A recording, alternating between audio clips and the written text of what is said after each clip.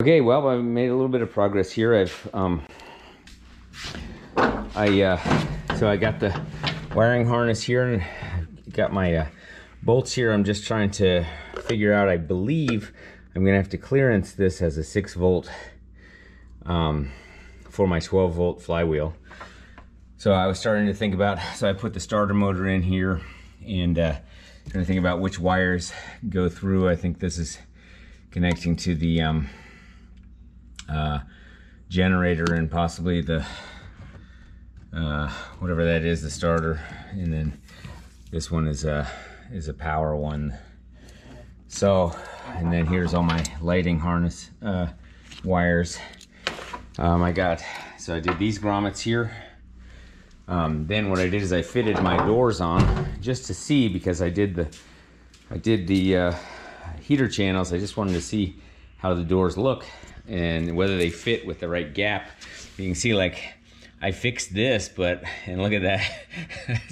That's like a clown gap, but that's the way it's gonna be. Also up here, it's like in a little further, but that could, but overall, it closes and it fits right, the gap is right. It's a black door, so that is gonna have to change to be Lotus white, but also it has tinted windows, and I'm gonna have to disassemble this whole thing and see. I just got some window rolling knobs and the door knobs, so but the door closes, and so I don't really care that much about that gap difference. The other thing I have got is my silas on the entire roof. So now what's interesting is if you do this, you hear that? It doesn't sound tinny, but if you do this, that's what happens when you don't have it. And then here, nice. So silas is good. That's all gonna go on the back there as well. Let's see what else. So I got the steering wheel's in, and I had to put this little rubber grommet in here that goes between the steering tube and the body, and I just, I want to be complete, so I got that. I also got a fuse box where the cover stays on, so that's great. So taking a look at the under the hood here, I did a couple things. One is I installed, I want to show this. I installed the silver bezel here on the speedometer, and there's still a little bit too much gap here. I tried to slide this over, but it doesn't really want to go because there's teeth on the inside of that, so I have to figure that out. But steering wheel, this all looks good. Door closes on this side. The gap is, again, I did a funky little fix there, so it's bendy. Whatever. That's gonna. I got mirrors that are this style, so this is going to look like this. I assume that's for that side. Yeah, that must be.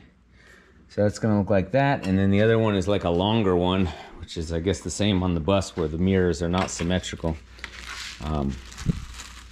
But that, I've got to do the doors before I can install them and get them all in. I got to get rid of the tint on the windows. I got to get new rubber, and I'm gonna get rid of the aluminum molding so that it matches the Cal-Look rubber that I've got on here. So I just set in the gas tank. I got this guy. I cleaned up the this is this kind of the pressurized washer fluid, which I cleaned up and put in place. The rubber is behind the Speedo there, between that bezel, and then I hooked up my speedometer cable with this grommet here, which then comes down under here.